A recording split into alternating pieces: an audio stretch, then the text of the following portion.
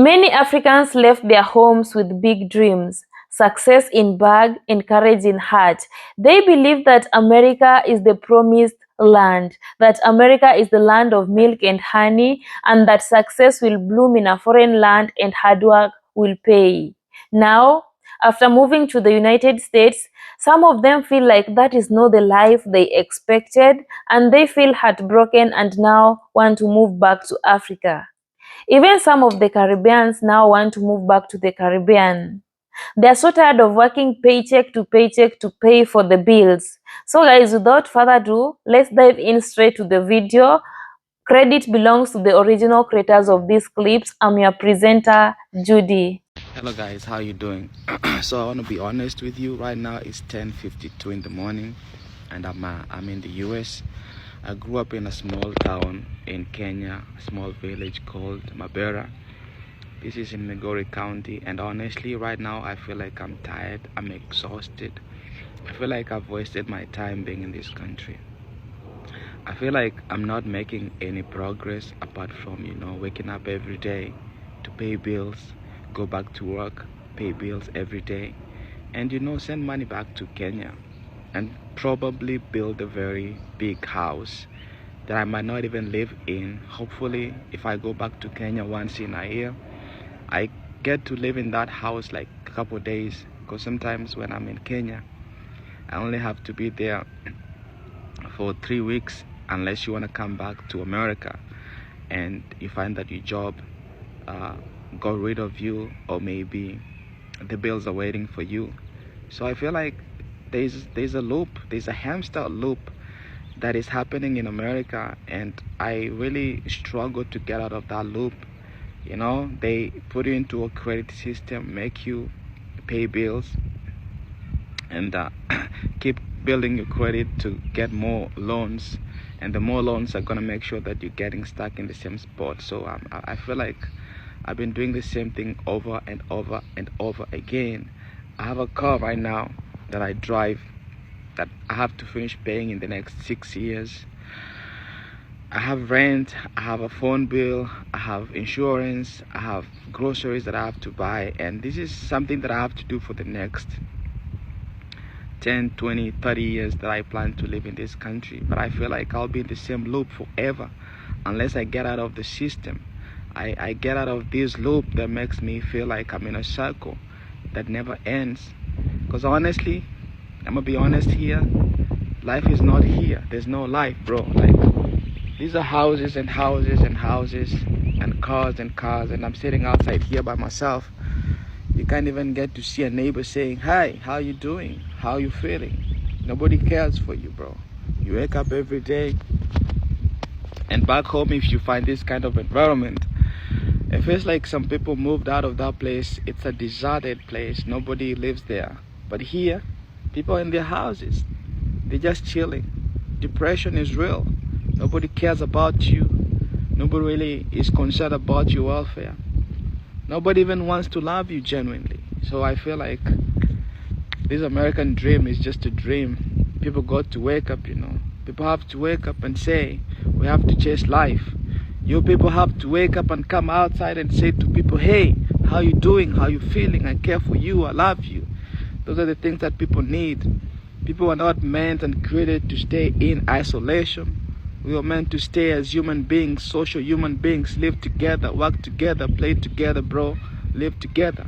I don't hear nothing but birds and cars and people loaning the grasses. That's the only thing that I feel here. So right now, I really hate that I'm here, and I want to go back to Kenya. I want to go back to Africa. I want to go back home. I'm tired. Well, guys, this man has actually spoken the truth, because so many Africans, if you tell them, especially if you have an experience of those Western countries, and if you tell them that life there is so expensive, they will feel like you are so jealous and you don't want them to move there. So the good thing that you should do to them, let them come experience that life, because some Africans have that mentality that when we go back to Africa, without anything and we are living abroad, people will start mocking us that, what were you doing there? Why didn't you make a lot of money?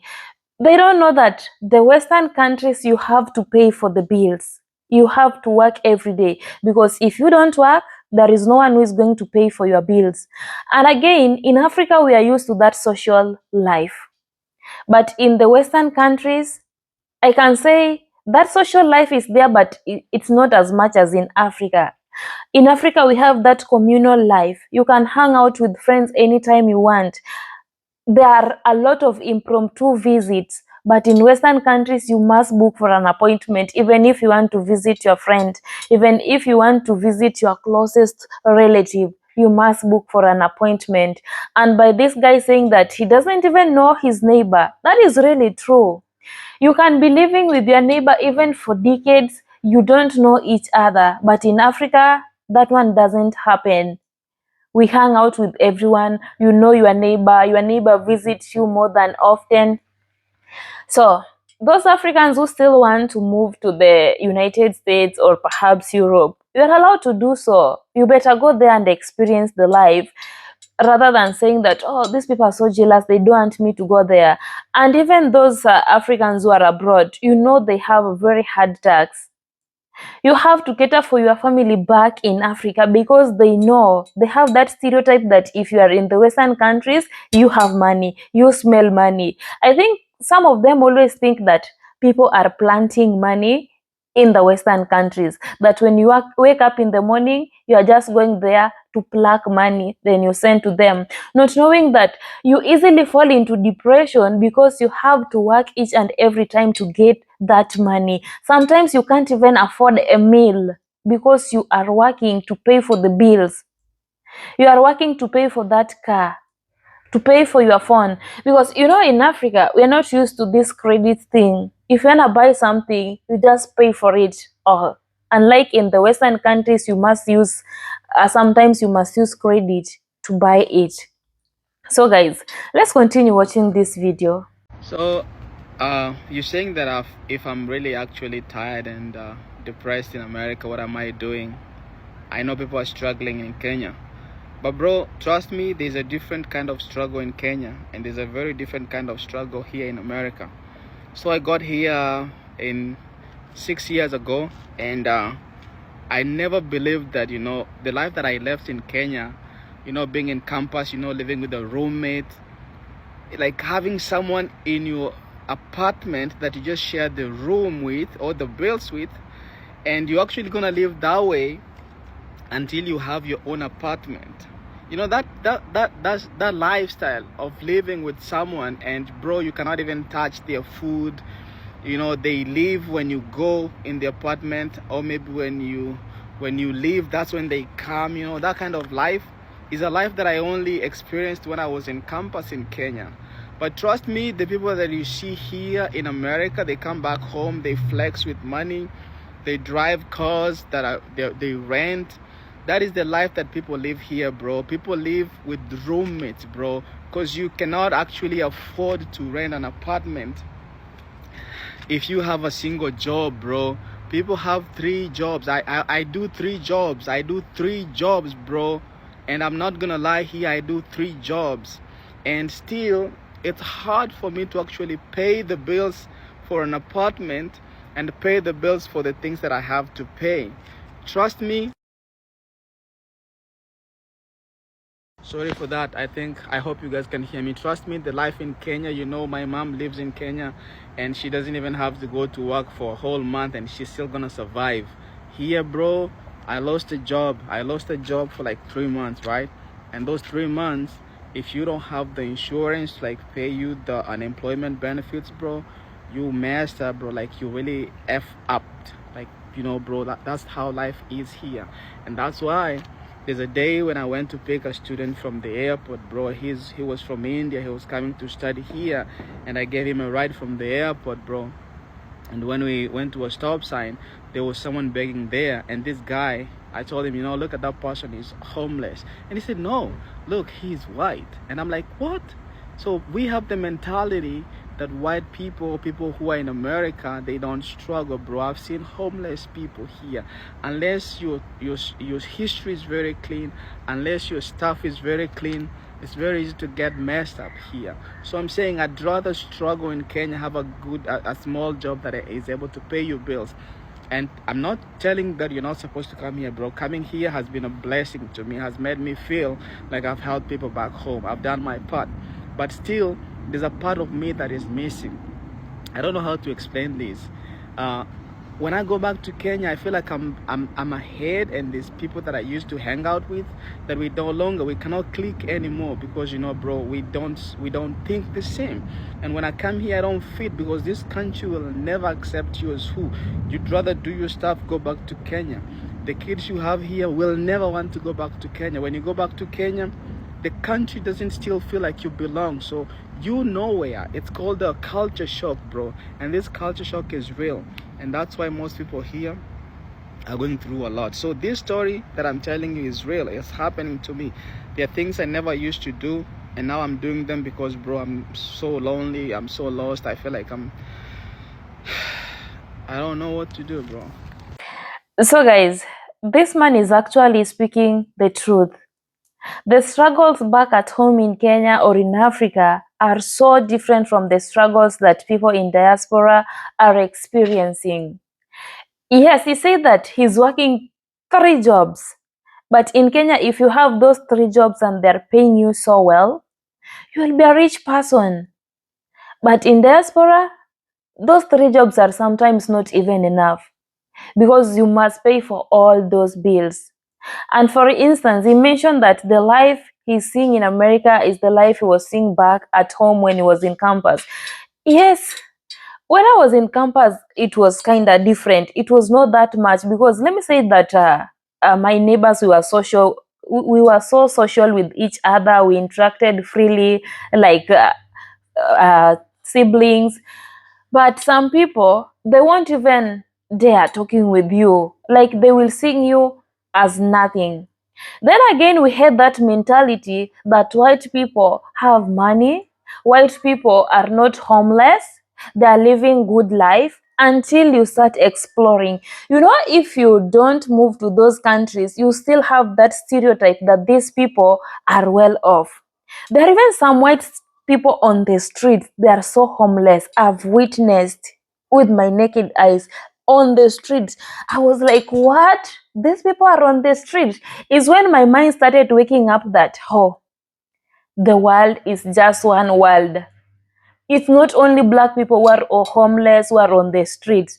Even that his friend whom he went to pick at the airport, you see, the friend was shocked because that is the mentality that we always have, that these people are well off, that those people in diaspora have money, they are living good life, they are living that soft life.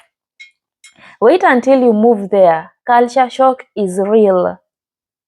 And again, for you to get used to the food, you are used to good food at home, the organic food at home. Now you want to start eating the processed food, the GMOs. Life will be so difficult on your side. You have to pay for the groceries, and they are getting expensive each and every time. Unlike in Africa, that we have big lands. You can grow your vegetables in your garden. You can grow anything you want. You can pluck mangoes outside. You can get the bananas in your garden. But in the Western countries, you have to pay for everything. Even if it's a small mango, you have to pay for it. But yes, in some, I always see apples growing around and people plucking them. That's not even enough. You still don't feel like you are eating it. Then again, those Africans who are abroad, they are saying that I must build a big house in Africa, even if I don't move there. This man was speaking the truth that, yes, he constructed a very beautiful home in Africa, but how long does he spend time in that house that he built in Africa? Some Africans, if you tell them like that, they'll still not hear you. They will think that you are jealous. And the Black Americans have been trying to warn Africans all this while.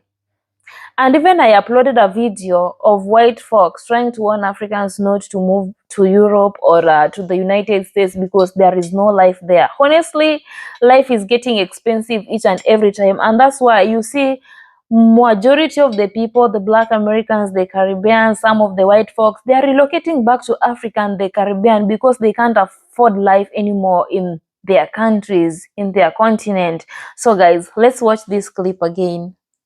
Hey there, beautiful people. I just want to talk to you about some of the benefits that I've experienced since moving to Nigeria from America. A couple days ago, I talked about challenges. Now I want to talk about benefits. So, first, I want to talk about my health has improved significantly. I was diagnosed with diabetes and high blood pressure in America. I no longer have either since moving here to Nigeria. I contributed 100% to the food that we eat here. Everything is fresh, like farm to table fresh, and there's not a lot of extra sodium, preservatives, antibiotics, all those other things that they put in the food in America. Also, the pain and inflammation that I used to experience in America is gone. I haven't experienced it at all. And I know that's also because of the food.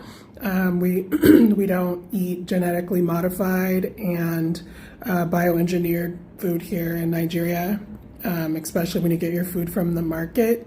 But it's everywhere in America. You look at your look at your ingredients and things on the boxes or cans of whatever that you eat. We don't eat out of boxes or cans. Everything is fresh that we eat here. I've also lost about 50 pounds since moving to Nigeria. I've always been a big girl, but I have lost like 50 pounds to the point where my husband's like, don't lose no more weight. So I can't help it. I'm not trying. I'm not exercising. I'm not trying. So it's just happening naturally. So again, the food and also sweating a lot. It's so hot and humid here. I sweat a lot. So the food and sweating is getting your girl right. Okay. My hair, nails, and skin is also a lot healthier than it was in America. My hair is curly, so you can't really tell, but this is the longest that my hair has ever been. So my hair is longer. My nails are getting healthier. My skin is healthier. So those are a lot of the things that I've experienced. Also, I don't have to be long distance from my hubby, so I don't have to say goodbye unless he's heading to work, and usually I'm messing with him, trying to make him laugh before he leaves. But I know he's coming home at the end of the day. So those are just some of the benefits that I've experienced since living here in Nigeria. Also, one thing that can be kind of controversial, and we may lose some followers because of it, I don't know, but I don't have to figure out anybody's pronouns in Nigeria because Nigeria doesn't play that. So those of you know, you know. So everybody's raw and uncut. It is what it is, and you get what you get. So I appreciate that because I'm a very unfiltered person, and I've always been like that. So those are some of the benefits. So I'm just interested in hearing what your benefits are of visiting or living in Nigeria since leaving America. So drop some comments. Let me know. Let's talk about it. Well, guys, people are moving back to Africa. And I'm not trying to discourage Africans not to move to the Western countries. You can go there, try your best. Maybe you have a luck. Maybe those who have ever been there didn't have a luck, and perhaps you'll be the first person to have a luck. You never know. And those people in diaspora who are moving to Africa, you are welcome back home. You've heard this woman who moved to Nigeria. She was saying that life there is even affordable as compared to life in America, which was way more expensive. And honestly speaking, guys, if you are living in Africa, especially in the village, you don't need to pay for water. It's free. Water is free in the village. In fact, you can just go there, fetch water, come back home without anyone questioning you, why are you fetching that water? It will be just there, dripping all the time. And again, the energy bills, if you compare it with that in diaspora, it's not that expensive because in Africa, we don't have winters. We only have, let me say it's summer throughout, because the weather in Africa, if you compare it with the weather in diaspora, it's so different. I can say that in Africa, we experience summer annually. The climates are so good. Except in Kenya, around July, it's a cold season, but it's not as cold as winter in the Western countries. So if you're paying for the bills in the Western countries, you have to pay a lot, because who will want to live in a cold house during winter? Who is ready to get pneumonia? And who is ready to suffer or work in a cold place? You have to pay for everything. Energy is so expensive because cooking, cleaning, everything, warming the house, this is energy. You have to pay for it. And that's why I've been saying that Africa, we are even way better. It's us to start reclaiming these natural resources that some of the white folks from the Western countries want to exploit. You remember what happened in Burkina Faso, how Ibrahim Traore stood his ground because he knows how powerful the gold in Burkina Faso is and how powerful it's going to benefit those people. This is the best time that Africans should wake up. We start claiming those resources, because we can be a great continent if we come together. So guys, thank you so much for watching this video. Let me know your thoughts in the comment section. I really appreciate your support. I'm your presenter, Judy. Let's keep the conversation going and also learn from each other in the comment section. And if you are in diaspora and yearning to relocate to Africa, you are welcome back home. Until next time, guys, peace and love. Stay safe.